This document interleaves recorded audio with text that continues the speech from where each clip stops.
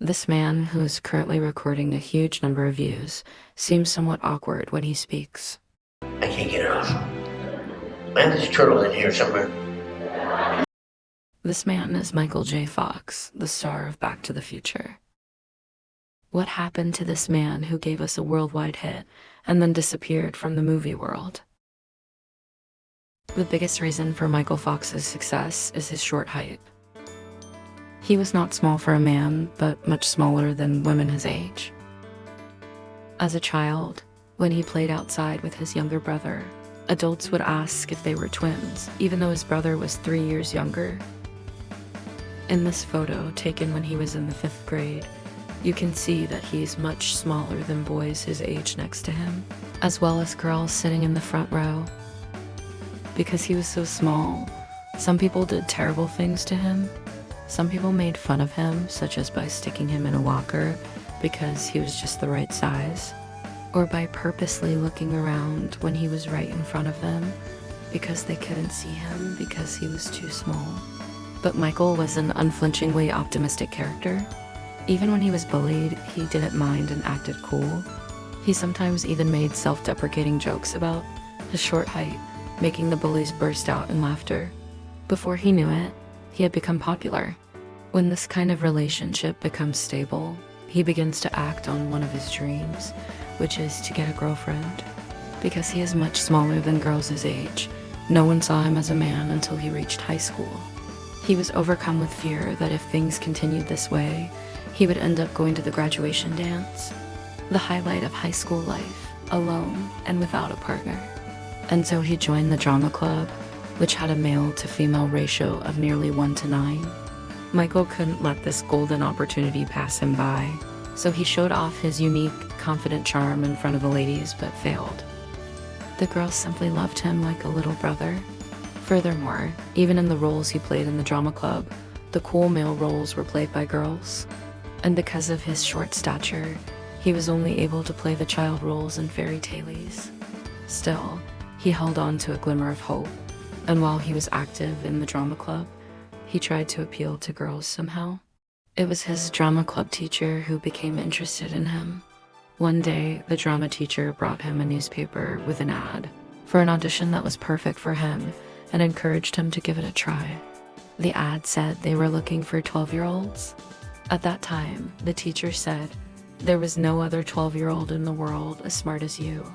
Even though you may look 12, you have the mind of a 16, so you would definitely pass the exam." And the teacher's prediction came true. When the auditioners saw Michael, they welcomed him with open arms, and he was cast in a Canadian TV drama. The drama was a situation comedy called Leo and Me. Jamie! Leo! Solo! Emilio! Marco! Gabriel! This is a sitcom that depicts the hectic daily life of an uncle and nephew who are homeless and end up living on a yacht. Michael got a lot of attention for his role in the show, but viewers were shocked to find out that the man played the elementary school kid was actually a high school student. One day while filming the drama, the production team advised Michael to go to Hollywood. Michael rushed home and said he wanted to drop out of high school and go to Hollywood. So the father got in the car and drove to Hollywood, where he stayed with his son for a few weeks and took him to various auditions.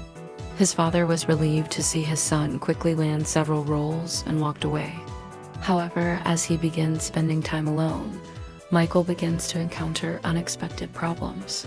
He thought he would be able to support himself with his performance fee, but after his agent deducted his commission, the money he was left with was not even enough for food. During this time, he would go to fast food restaurants, bring large amounts of disposable jam or sauce, and spread it roughly on stale bread. One day, a certain restaurant was handing out gummy candies to celebrate the opening of the store, and every few hours that day, Michael would change clothes, go to the store, and pretend to be someone else, and get some gummy candies over and over again. His unique baby face landed him roles in several TV dramas, but the role was not particularly important, and he found himself with nothing to show for it. So he decided to work on a construction site under his brother.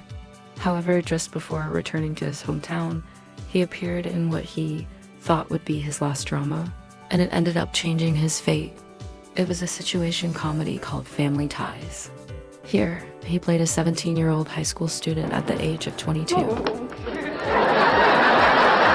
The filming method was to invite the audience to the set and perform a live performance in front of them. For this reason, the actors often improvise their acting rather than just following the script. Michael, who has been confident in his ability to make people laugh since his school days, made the audience burst into laughter with his various ad-libs. And even during breaks, he would approach the audience and tell jokes to liven up the atmosphere. Everybody is crazy about Michael. Seeing this, the staff became convinced of his star quality and began to develop the story around him. The show was a national situation comedy that ran for 6 years and was loved by the whole nation. An interesting fact that came to light later is that the president of the broadcasting station was strongly opposed to Michael's appearance until the very last moment. It was the director of a sitcom who persuaded the president to continue. At that time, the director said to the president, "I had never seen anyone make an audience laugh after just reading their lines for a few seconds." After hearing this, the president finally gave in and agreed to Michael's appearance. As he rose to stardom with Family Ties, Michael received some unbelievable news. At the time, it was said that Steven Spielberg, famous for E.T. and Indiana Jones, was looking to cast him in his new movie. In fact, he once starred in a movie, but for some reason, it was a strange movie about werewolves playing basketball.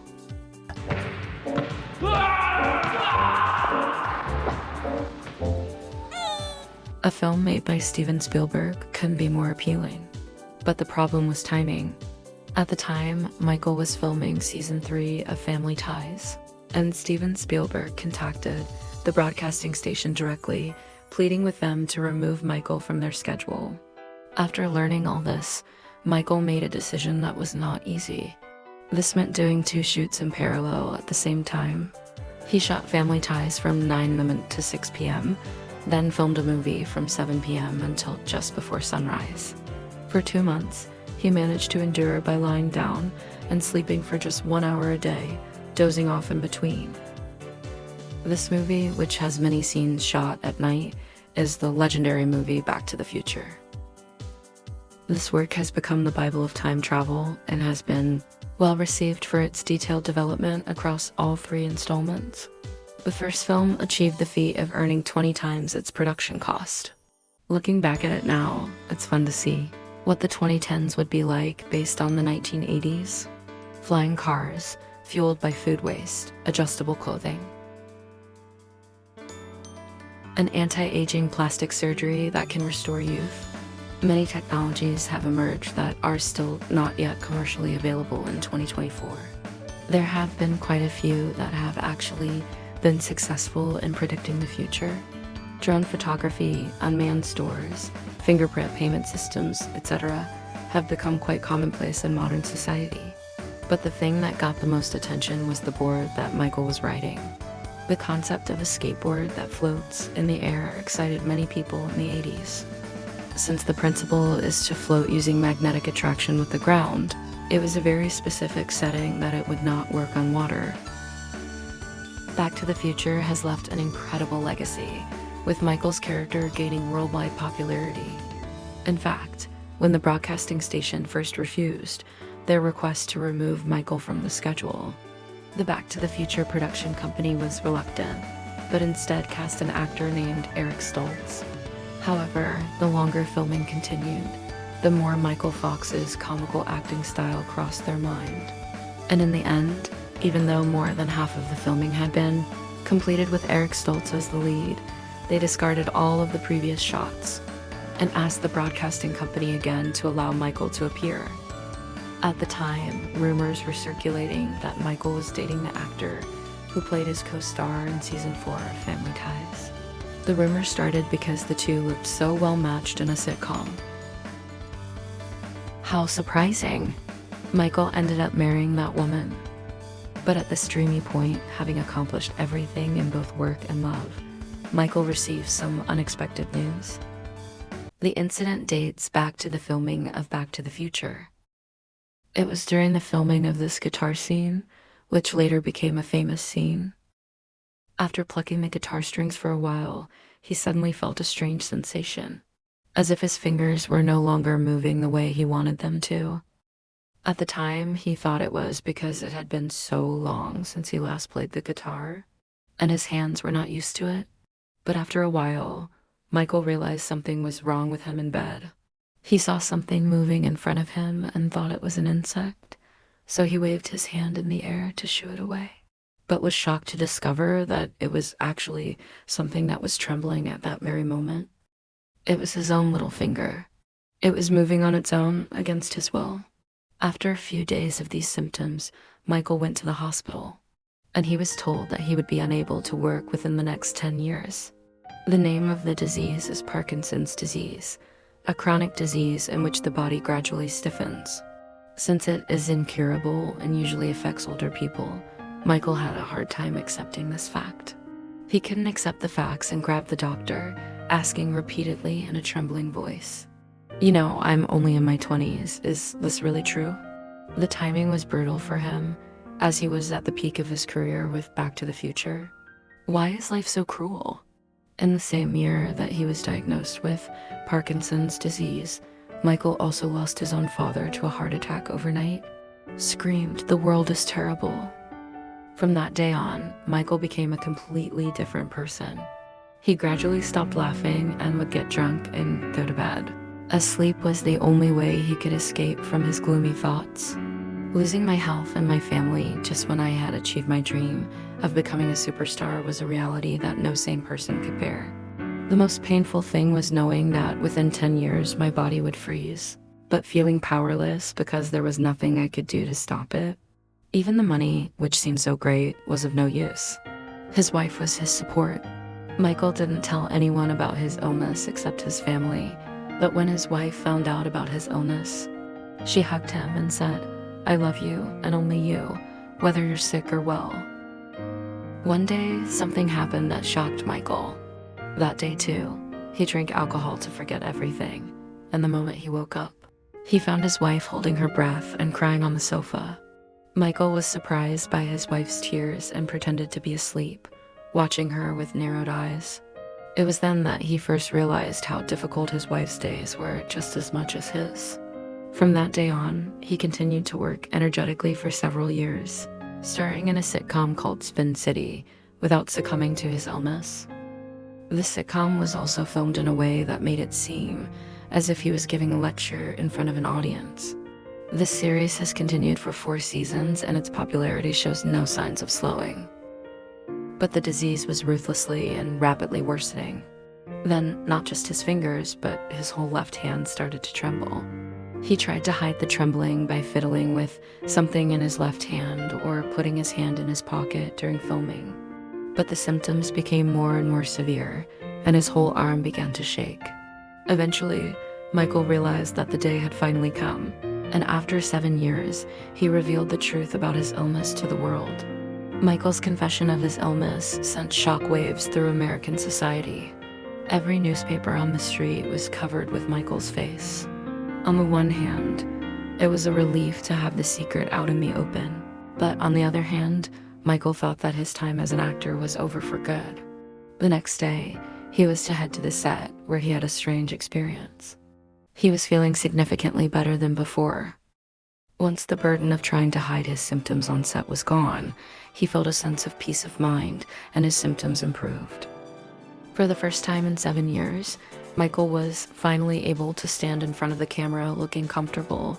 Looking back on this time, Michael said he didn't know why he had tried so hard to hide, and that he wished he had just been brave enough to show himself, and that people loved him just the way he was.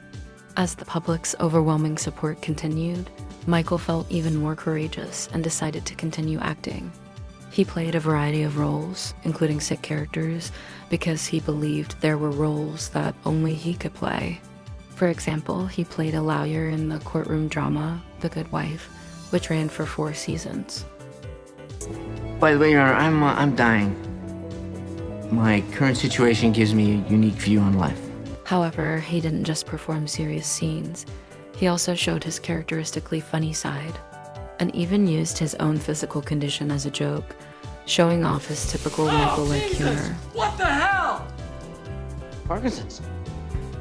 He says that as the years go by, he falls more and more often, and last year was a tough one for him, breaking his arm twice and injuring bones in his face. What's amazing about Michael is that he has never become lethargic and has continued to work steadily at the forefront. For over 30 years since he became ill, appearing in talk shows, TV dramas, and even as a voice actor for anime, Michael received the Academy Award for Disability at the age of 62. It looked like it was hard for him to make it to the stage, but he showed his usual humor by using his disability as a joke. You're making me shake. Stop it. No, not yet. Finally, Michael had this to say. And then I realized, with gratitude, optimism is sustainable. Thank you for watching.